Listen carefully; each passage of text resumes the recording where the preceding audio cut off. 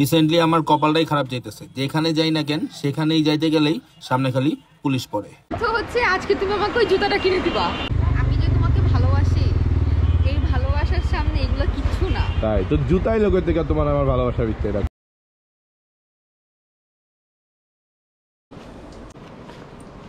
এত বড় ব্যাগ দেখা ভাবার কোনো কারণ নাই যে আমি ট্যুরে যেতেছি।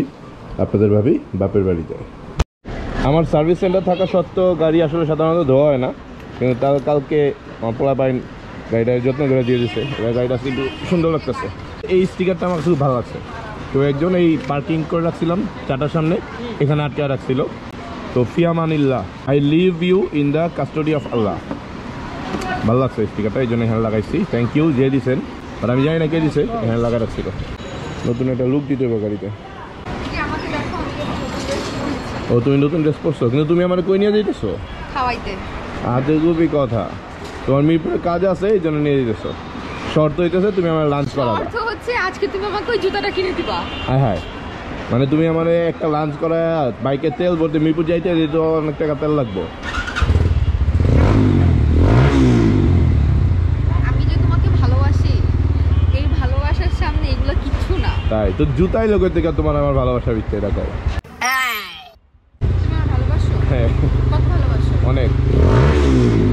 আমি যদি প্রেম করার সময় তো বলছো, তুমি যদি আকাশের চাঁদ চাও আমি চাঁদ এনে দিব। হ্যাঁ চাঁদ এনে দেবো, জুতা না। জুতা কথা তো বলি। জুতাই না দাও।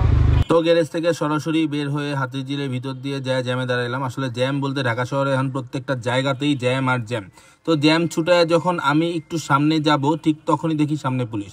ও মা, সার্জেন্ট তো দাঁড়ায় আছে, ট্রাফিকও দাঁড়ায় আছে, সবাই দাঁড় করে দিছে। আয় হায়, আমি যাবো কি যাবো না বুঝতেছিলাম না। তারপর আস্তে আস্তে আগাইতেছিলাম সবার সাথে, কিন্তু আমার কাছে মনে হইতেছিল যে কট একটা মনে হয় আমি খাইছি। কিন্তু তারপরে চুপচাপ দাঁড়ায় আসি, বামে ডাইনে সব দিকে তাকাইতেছি, আসলে কি হবে না হবে সেই দিকে সবাই জিগাইতেছে। এর ভিতরে আমি আসলে একটু ভয় আসছিলাম, এই মনে আছে খাইছি, কারণ সিগন্যাল ছাড়ার আগেই সবাই বের হয়ে চলে আসছে। তারপরও দাঁড়ায় আসছিলাম, তাকাইতেছিলাম যে ছাড়ে কি ছাড়ে না। ওয়েট করতে করতে দেখি সামনে গাড়িটা যাইতেছে, আমিও চুপি চুপি আস্তে আস্তে আগায়া গেলাম। বেটা মন মে লাড্ডু ফুটা, সিগন্যাল দেয় নাই, গাড়ি দুইটা আগে চলে আসছিল। মানে সার্জেনে সিগন্যাল দেয় নাই, কিন্তু গাড়ি দুইটা চলে আসছে। আমরা তো ওদেরকে ফলো করছি, তাই আমাদের না ধরে ওইটারে ধরছে। একটা মেট্রো যাইবো আর একটা এক্সপ্রেস যাইবো, আর এই ড্রাইভারটা এটা লয়ে কানেক্ট হয়ে যাবো। বিশাল একটা ব্যাপার ব্যাপার। ফ্লাইওভারটা শেষ করার পরে নামছি আর সামনে দেখি, ও মা এরা কারা? আবারও পুলিশ। আজকে আমার দিনটাই খারাপ, জায়গায় জায়গায় খালি পুলিশ। না এরা থামায় নাই, তারপর টুকু টুকু করে সামনে চলে আসলাম। আবার ওয়াইসা জ্যামে দাঁড়াইলাম। আসলে প্রত্যেকটা সিগন্যালে এইভাবে দাঁড়াইতে দাঁড়াইতে আমরা আসলে ঢাকা শহরের মানুষজন বিরক্ত।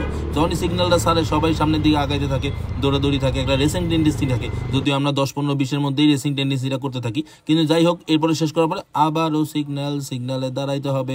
প্রত্যেকটা সিগন্যালেই দাঁড়াইতে হবে। এটা শুধুমাত্র আমার না, যার যার কমন পড়ে অবশ্যই কমেন্টে জানাবেন যে এই ঢাকা শহরের জ্যাম কবে যে আসলে শেষ হবে আমরা আসলে সেটা জানি না। উপরে মেট্রো রেল দেখা যাইতেছে, আলো ছায়ার খেলা চলতেছে। চলে এসেছি আমরা মিরপুরে সনি সিনেমা হলের সামনে। আগে তো এই রাস্তা ছিল না। অবশেষে আমরা চলে এসেছি মিরপুর কমার্স কলেজের সামনে। এক্স্যাক্টলি আমার সামনে আপনারা দেখতে পাচ্ছেন মিরপুর কমার্স কলেজ, মানে ম্যাডামের কলেজ। ম্যাডামের কলেজের সামনে। তো সত্যি করে বলো, এই কলেজে তোমার কে ছিল? এই কলেজে আমার একটাই গার্লফ্রেন্ড ছিল। গার্লফ্রেন্ড ছিল? হ্যাঁ, যাকে আমি আফটার কলেজ আর খুঁজে পাই না।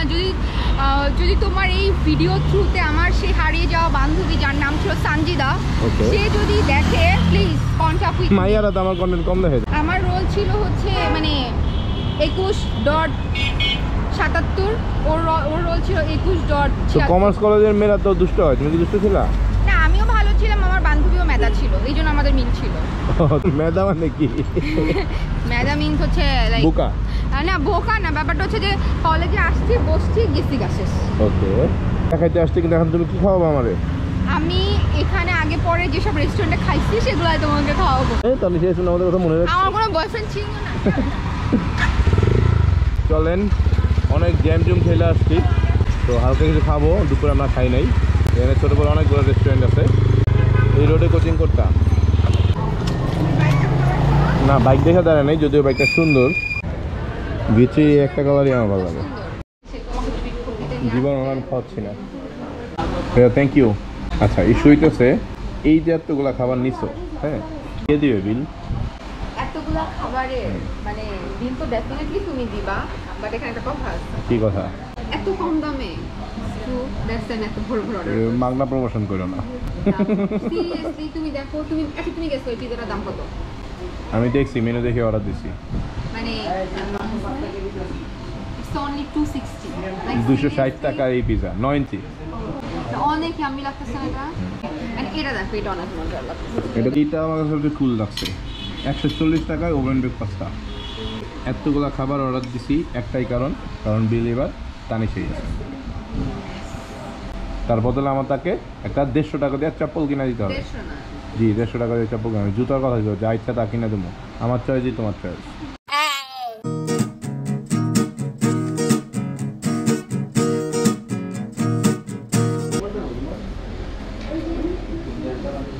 অনেক সফট। 260 টাকা এই পিজাটা আসলে অবাক করার মতো। ওগুলো খাবে কি বলেন? সব টানি শেষ খাবে। এই যে মোটা হইতেছো খায়া ফাস্ট ফুড। না না, আমার বউ একটু মোটা না, আমার বলছি আমার বলছি না তেমন কিছু না। আমি খাবো, তুমি খাও না, তুমি ওটি খাও। পাস্তা আর পিজাও মানে 4 ভাগে 3 ভাগ খাওয়ার পরে আমাদের 2 জন পক্ষে আর খাওয়া সম্ভব না। তো এই যে নাচোস, এটা কে খাবে? তুমি খাবা? অর্ডার দিছো কেন? আর আমি জানি আমার জামাই খায় বেশি, তাই না মোটেও না, এত খাবার অর্ডার দেওয়া ঠিক হয় নাই। তো এটা আবার পার্সেল করে নিয়ে যাবো। আপাতত এখান থেকে বেরোই। ম্যাডাম নাকি আবার কি হয়ে যাবে, খাওয়া দাওয়া শেষ করে রেস্টুরেন্টের ওনারের সাথে অনেকক্ষণ আড্ডা মাইরা তারপর আসছি। কারণ রেস্টুরেন্টের ওনার আবার একজন বাইকার, ইভেন টুকটাক কন্টেন্টও বানায়, ভালো কন্টেন্ট বানায়, টুকটাক না। তো ব্যাপারটা হচ্ছে তার সাথে আড্ডা মেরে দেন আমি বের হয়ে আসছি। এখন ম্যাডামরে নিয়ে যাবো কোথায় যাবে জানো তুমি? হোপ, মানে হোপ মার্কেট। তোমার স্কুল? ওকে। মিরপুরের আগে এত ছোট ছোট রেস্টুরেন্ট আর সব ছিল না।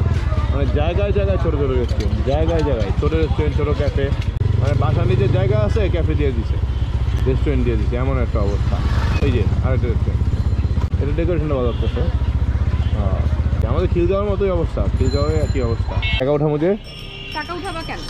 ওই যে তুমি না বললা জুতা কিনে দিতে। ও, কয় টাকা লাগবে? আমি আরো ভাবছি তুমি বলবো যে না কিনবা না। কয় টাকা লাগবে? আচ্ছা, জুতা কিনতে যে টাকা লাগবে আর কি। আমার ব্যাগে আসছে, আমি দিতেছি। বাট তোমার ক্যামেরা অন? না, নগদ উঠায় আমার দিয়া দিবা সাথে সাথে। বাকি মিন্স বাকি। আর জামাইরে কোনোভাবেই বাকি দেওয়া যাবে না। বাকি মানে ফাঁকি। কে আসলে তোমার টাকা নিয়ে ফেরত দেই নাই? না, 500 টাকা নিয়ে 5000 দিছি। কত রাখতে পারবেন ভাইয়া? 450 টাকা ভাই। তো আসলে মিরপুরে এখনকার সময় এত পরিমাণে দোকানপাট আর রেস্টুরেন্ট বাড়ছে, আমি অনেকদিন পরে এই সাইডটাতে সন্ধ্যার পরে আসছি। তো আমি এখান থেকে বিদায় নিব। বাট আজকে সবচেয়ে মজার ব্যাপার কি, আজকে ম্যাডাম জি মার্কেটের জন্য আসছিল। জি মার্কেটের জন্য আসছিল, এই মার্কেট বন্ধ, আমার ঘোরাঘুরি করতে হয় না। কি যে মজা লাগতেছে ব্যাপারটা, কি যে মজা লাগতেছে। আমি জুতা কেনার জন্য আসলাম, জুতা আমি কিনে ফেলেছি। জুতা 8 টাকা দিয়ে আমি কিনছি, ঠিক আছে, এটাকে আমি ফেরত দিব না।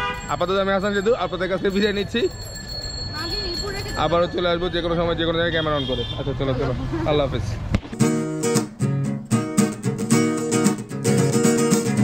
শুনিলে প্রাণ চমকে ওঠে, শুনিলে প্রাণ চমকে ওঠে, দেখতে যেমন ভুজঙ্গনা, যেখানে সাইর বারাম খানা, যেখানে সাইর বারাম